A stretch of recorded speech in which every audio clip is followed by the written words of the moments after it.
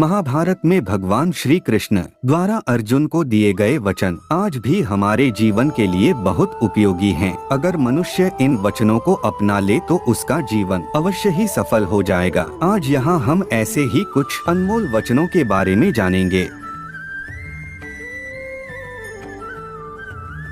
श्री कृष्ण कहते हैं, व्यक्ति को उसके कर्म का फल उसी तरह ढूंढ लेता है जैसे कि कोई बछड़ा सैकड़ों गायों के बीच अपनी माँ को ढूंढ लेता है। श्री कृष्ण कहते हैं, आत्मा ना तो जन्म लेती है और ना ही मरती है, ना ही इसे जलाया जा सकता है, ना ही इसको भिगोया जा सकता है। आत्मा अमर और अविनाशी है।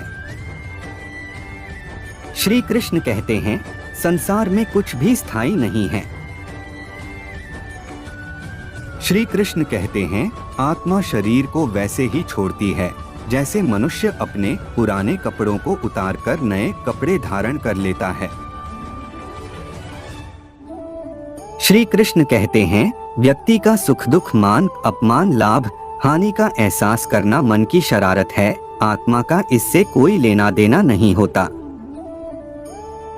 श्री कृष्ण कहते हैं, मैं इस संसार के सभी जीवों में विद्यमान हूँ। मैं चींटी में भी हूँ और हाथी में भी मैं ही हूँ। श्री कृष्ण कहते हैं, वर्तमान परिस्थितियों में जो तुम्हारा कर्तव्य है वही तुम्हारा सच्चा धर्म है। श्री कृष्ण कहते हैं, मैं ना ही किसी व्यक्ति के भाग्य का निर्माण करता हूँ और ना ही किसी को कर्म फल देता हूँ। व्यक्ति के कर्म ही उसके भाग्य का निर्माण करते हैं। श्री कृष्ण कहते हैं, क्रोध मनुष्य का सबसे बड़ा शत्रु होता है। क्रोध के कारण मनुष्य की सोचने समझने की शक्ति नष्ट हो जाती है और उस व्यक्ति के पतन में ज्यादा समय नहीं लगता है। श्री कृष्ण कहते हैं, परिवर्तन होना ही इस संसार में स्थायी है, इसलिए मनुष्य को परिवर्तन से कभी घबराना नहीं चाहिए।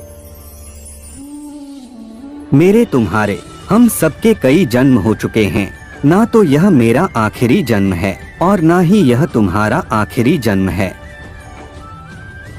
संसार के सारे रिश्ते नश्वर हैं और केवल शरीर से जुड़े हुए हैं।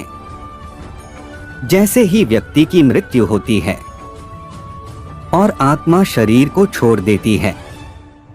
श्री कृष्ण कहते हैं, मनुष्य अपने कर्म करने से कभी छुटकारा नहीं पा सकता, इसलिए मनुष्य को हमेशा कर्म करते रहना चाहिए, क्योंकि कर्म के बिना हमारे शरीर का निर्वाह नहीं हो सकता।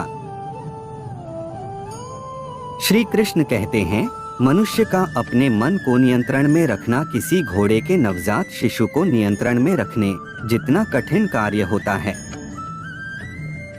कृष्ण भक्ति से जुड़े रहने के लिए मुझे फॉलो कर लो।